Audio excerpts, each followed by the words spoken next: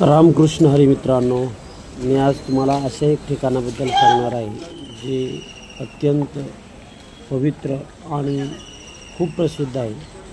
आज आम्ही गिरनारला चाललो होतो आणि गिरनारला जात असताना आम्ही गरुडेश्वर हे भगवान दत्तात्रयांचं सर्व भक्तांसाठी पवित्र स्थान आहे। या मंदिराला भेट देण्यासाठी आम्ही गेलो होतो।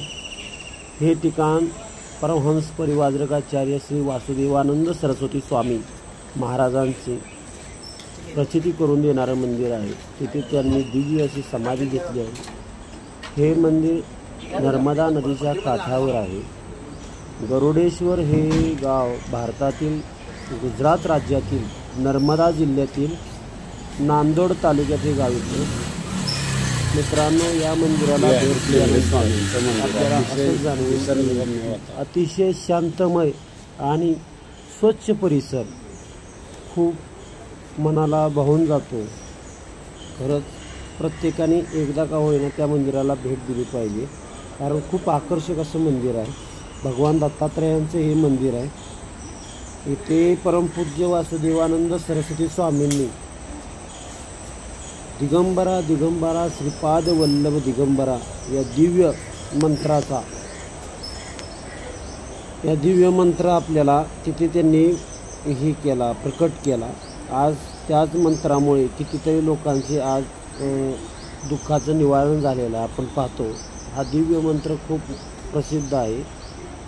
मित्रांनो, परमहंस परिव्राजकाचार्य श्रीमद वासुदेवानंद सरस्वती स्वामी महाराज यांचा जन्म हा माणगावमध्ये झाला, परंतु त्यांनी या गरुडेश्वर येथे समाधी घेतली।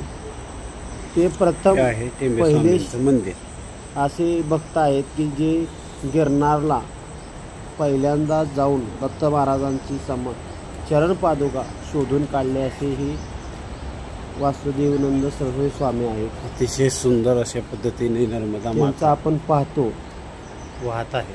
त्यांचं मंदिरामध्ये तुम्ही गेल्यानंतर तुम्हाला येथीलच अनुभव तिथे एक दिवस नक्की भेट द्या। अतिशय मंदिर स्वच्छ आणि परिसर एकदम निसर्गमय आहे। आणि महत्त्वाचं म्हणजे इथे नर्मदा मैया सतत आपली वाहत असते। हे दृश्य फार पाहण्याजोगं आहे। एक वेळ नक्की तिथे भेट द्या। नर्मदेच्या काठावर हे गरुडेश्वर हे तीर्थक्षेत्र आहे। येथे नर्मदा परिक्रमा करणारे लोक इथे असतात।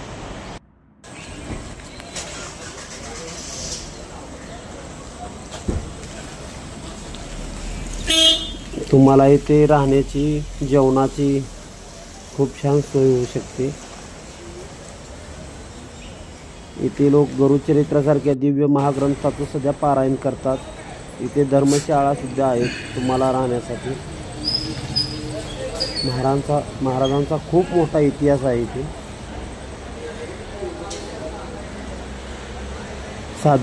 साधना करण्यासाठी खूप छान ठिकाण आहे।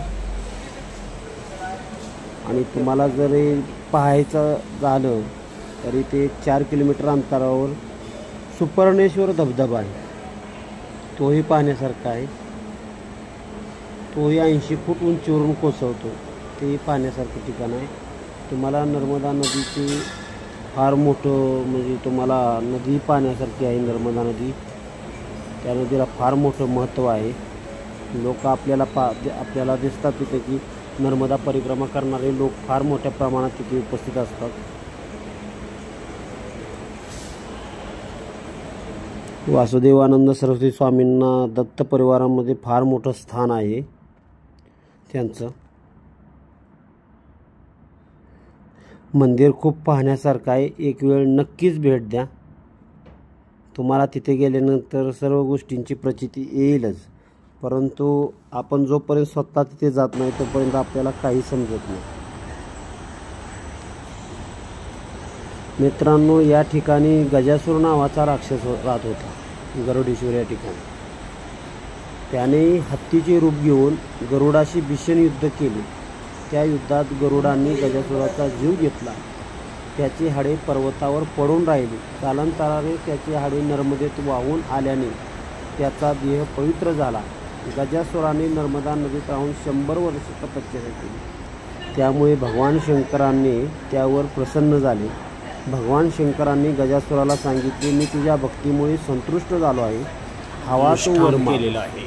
तेव्हा गजासुराने असा वर मागितला की जे कोणी या ठिकाणी स्थान संध्या देवपूजा तर्पण तसेच दान करेल त्याचे पाप नष्ट होईल. अमावस्या संक्रांती विशेष सर्व पूर्वग्रहण आणि अधिक महिन्यात रविवारी सोमवारी जे स्थान करतील त्यांना अन्य क्षेत्रीचे लाखपट फळ मिळेल. हे केवळ स्थान करण्याचे प्राणीमात्रांच्या पापाचे परिमर्जन होईल. हे स्थळ कुरुक्षेत्राप्रमाणेच प्रसिद्ध होईल. आपल्या श्रेष्ठ गण म्हणून मला स्थान द्या. तसेच माझ्या शरीराची कातडी चर्म आपण धारण करा. गरुडाच्या हातून माझा मृत्यू झाला आणि मला अलभ्य लाभ प्राप्त झाला म्हणून आपले नाव गरुडाबरोबर जोडून या ठिकाणी वास करून सतत भक्तांची मनोकामना पूर्ण करावी. गजासुराने प्रार्थना ऐकून भगवान शंकर म्हणाले, तुझे नाव त्रिभुवनात प्रसिद्ध होण्यासाठी मी तुझ्या शरीराची कातडी घालीन. तसेच या स्थानी राहून भक्तांची मनोकामना पूर्ण करेल. तू त्या स्थळी गरुड नावाच्या लिंगाची स्थापना कर, जे गरुडेश्वर महादेव या नावाने ओळखले जाईल.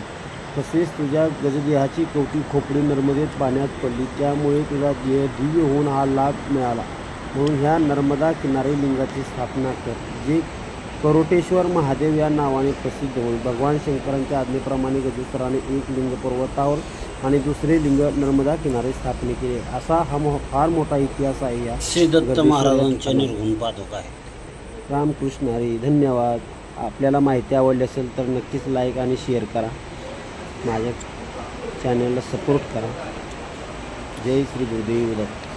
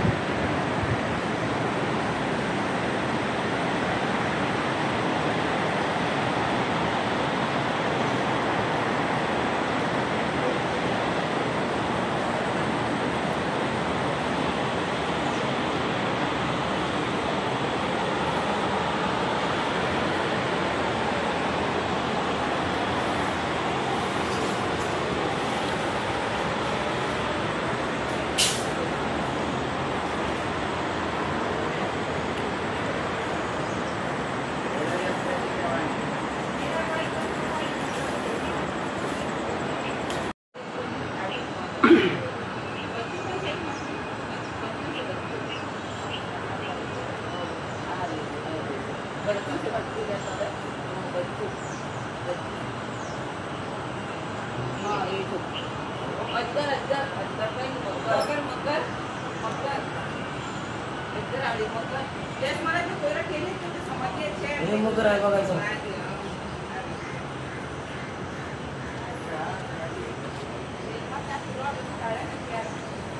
मग